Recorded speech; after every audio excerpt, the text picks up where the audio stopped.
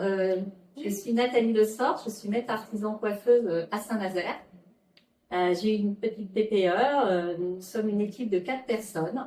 Je travaille avec ma belle-sœur, qui est aussi mon associée, Christelle. Natacha, qui entame sa 23e année au sein de l'entreprise, qui est mon employée. Lindsay, qui est en alternance en formation pour le brevet professionnel de coiffure. Alors, l'IA, ça nous tombe dessus. De toute façon, les artisans n'ont pas le choix. C'est quelque chose qui est arrivé dans l'entreprise au travers de nos fournisseurs, via un QR code qu'on a reçu pour faire les diagnostics clients. Donc, concrètement, eh bien, on a mis ce QR code dans notre laboratoire et on a laissé les gens s'approprier ce concept pour faire des diagnostics clients et du conseil produit. Moi, je viens plutôt bien pris du coup, parce que quand je suis arrivée ici, moi j'avais déjà tout ça par rapport à mes autres salons, du coup.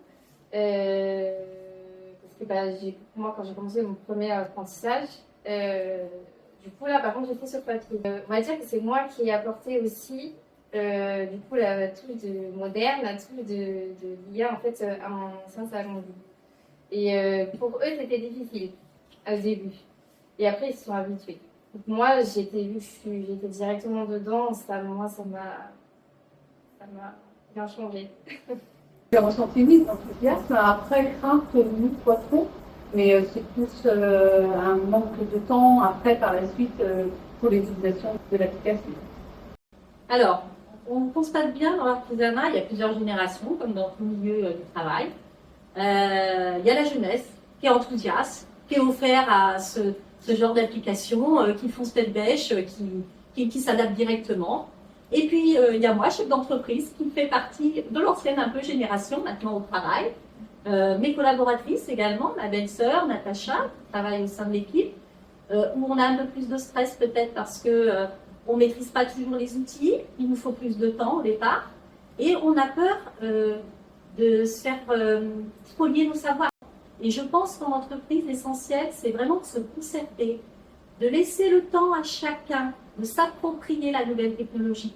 Et c'est vrai, comme a pu le dire Natacha, on n'a pas toujours le temps en petite entreprise parce que on est pris par notre quotidien, on est un peu au taquet. Donc, je pense qu'il faut vraiment laisser le temps aux gens d'apprécier et de s'approprier ces nouvelles fonctions. Nathalie, du coup, nous accorder dessus, on a regardé les questions ensemble et on l'a pratiqué aussi. On faisait, nous, la cliente, et puis Nathalie, la coiffeuse, donc du coup, c'était plus facile après par la suite.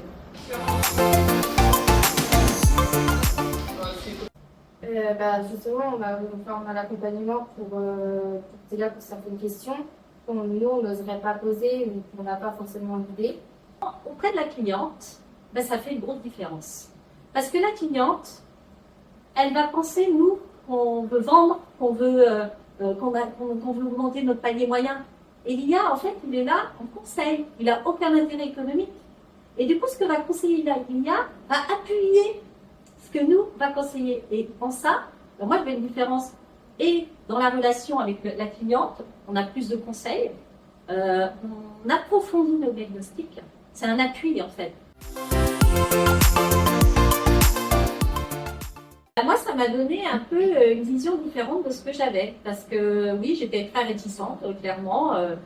Je n'étais pas forcément dans cette mouvance de me faire assister par un IA pour un diagnostic. Je connais mon boulot. Et en fait, je m'aperçois que nous, humains, on a des failles.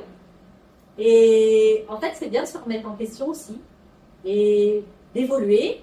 En plus, on voit que la clientèle derrière, elle est demandeuse. Écoutez, il faudrait être bête pour ne pas utiliser ces nouveaux outils. L'innovation, c'est très important. Parce que si on veut attirer des jeunes, si on veut garder des jeunes, il faut travailler avec les outils d'aujourd'hui.